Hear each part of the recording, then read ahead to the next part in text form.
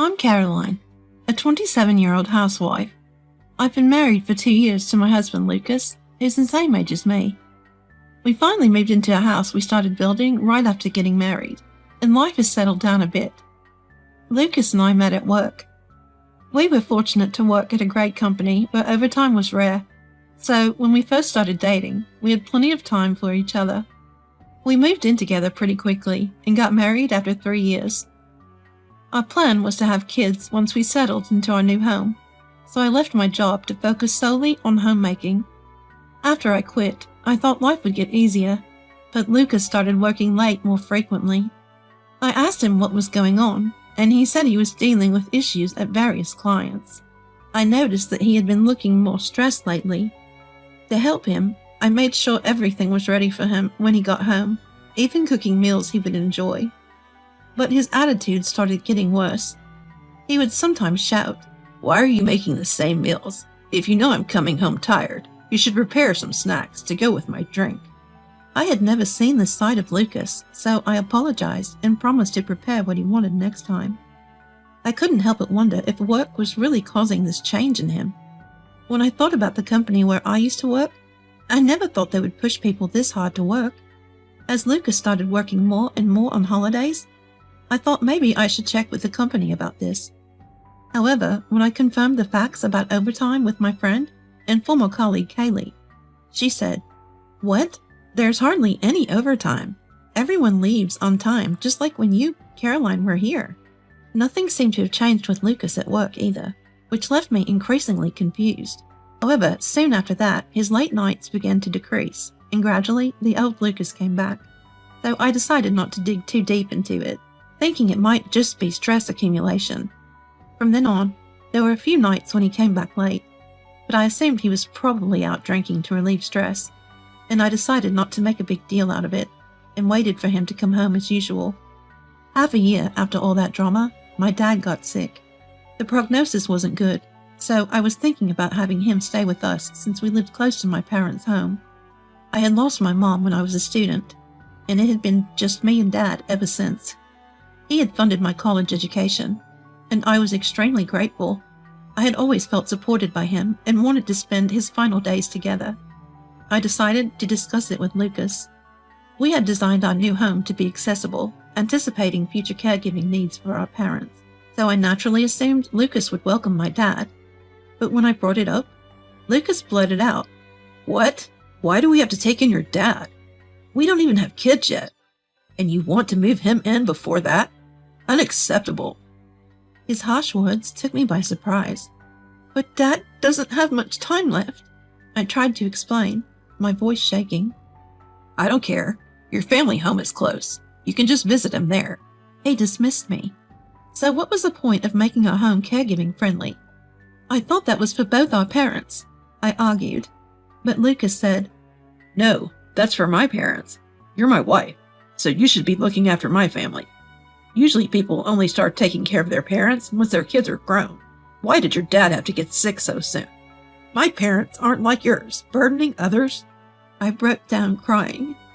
I'd been holding back tears from the moment we found out about my dad's prognosis, but Lucas's cruel words broke me. "If you're going to cry, I don't care.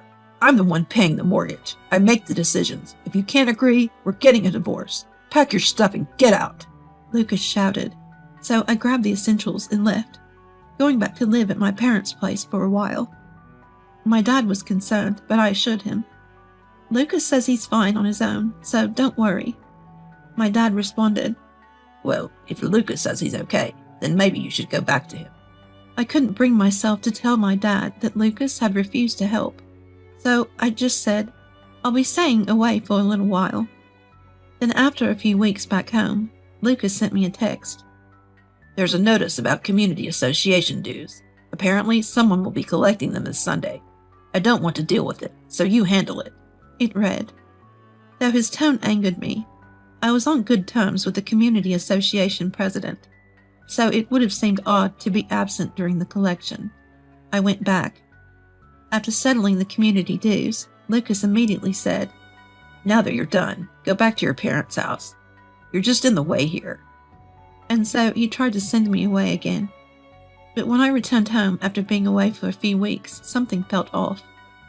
Freshly laundered clothes neatly hung up, dishes put away. Above all, the house was cleaner than usual. Could Lucas, who can't even clean properly when I'm away for a few days, really manage to keep things so orderly? I also found it odd that his work shirts were hanging perfectly wrinkle-free. "Lucas, you've never used an iron. How did you get these shirts so nice?" I asked, noticing his eyes darting away for a second. "Well, someone's got to do it if no one else is around, right?" Feeling his nervous energy, I decided to push further. "Really? It's like someone's been here," I said.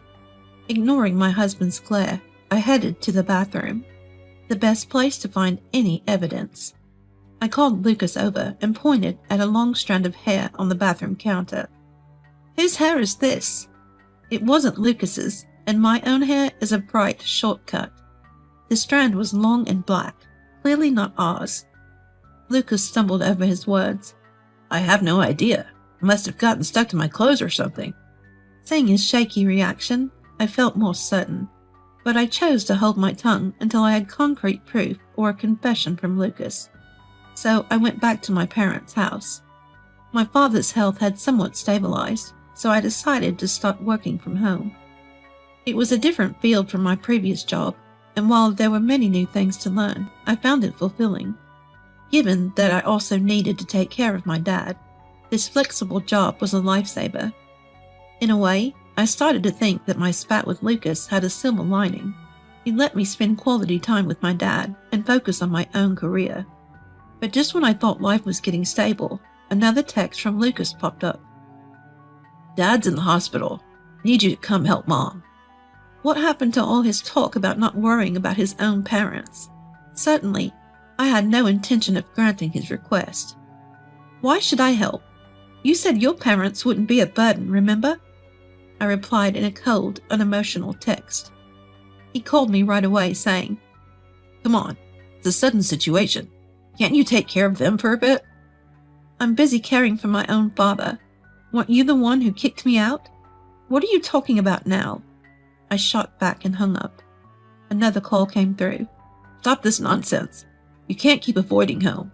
You'll need me sooner or later. Just come back already." He sounded even more frantic than before. Sighing, I responded, "I can manage just fine without you. I found a job." And I hung up again. The next day, Lucas showed up at my parents' house. "My parents are moving in with me, and Mom after Dad gets out of the hospital.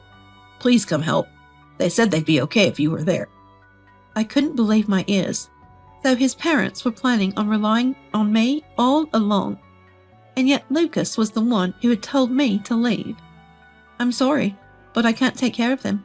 It's your house, you handle it. Isn't that why you made it accessible?" I tried to dismiss him, but he wouldn't back down. Finally, I'd had enough and showed him the divorce papers I'd prepared. "Now there's no reason for me to care for your parents, is there?" "What the hell? So you'd rather divorce me than take care of my parents?" he yelled. I showed him some incriminating photos I'd obtained earlier.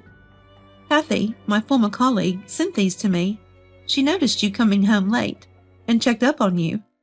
The photos showed him happily bar-hopping with young women. He grabbed them, flustered, but there was no getting out of this. "I'll be claiming alimony in the divorce, just so you know." Just then, a voice from the car in the parking lot. It was his mother, Olive. "Lucas, hurry up and bring Caroline. I need her to help with dinner." Apparently, Olive had moved in already, and had Lucas forcibly fetch me.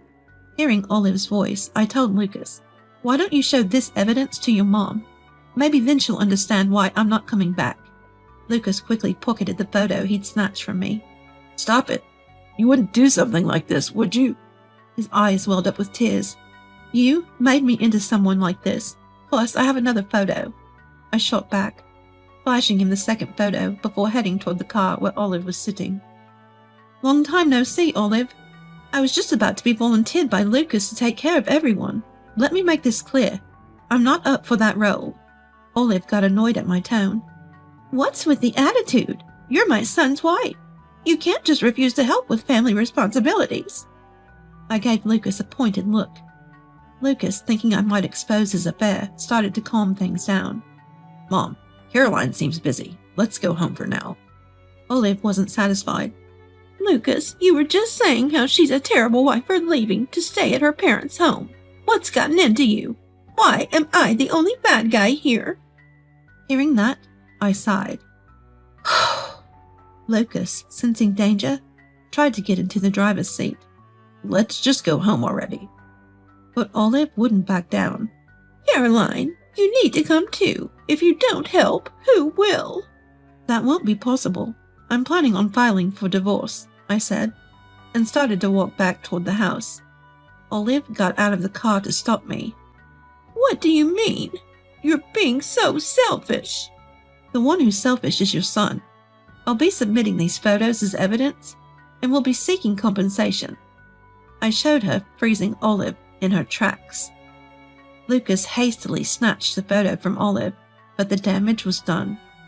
Olive confronted Lucas, but he remained silent, unable to come up with an excuse.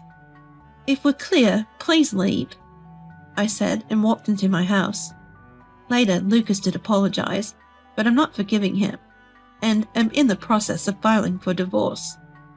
Turns out Lucas's brother was supposed to be the one taking care of their parents, but due to his own infidelity, he had divorced his wife and seemingly vanished with his affair partner. Like brother, both are cheaters. It's just pathetic. Lucas's parents had apparently turned to Lucas and me for help, taking the place of my brother, but that didn't work out either. In the end, Lucas couldn't take care of his parents and decided to place them in a facility.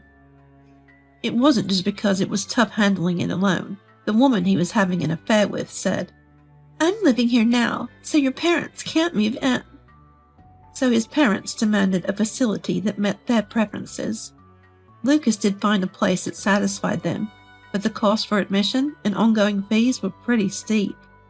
Just as he was determined to work harder, his company found out about the affair, and he had to quit his job. Now he's frantically searching for another job. By the way, it turns out he has a child with the woman he was having an affair with. I had no intention of feeling any sympathy for him, as he struggled with the upcoming child-rearing expenses, the compensation money for me, and the cost for his parents' facility. I had a lawyer report the affair to the woman's company, and it seems she was fired too. I've returned to work, and my colleagues, who knew about the situation, welcomed me warmly. Now, I'm enjoying a peaceful life with my father at my childhood home.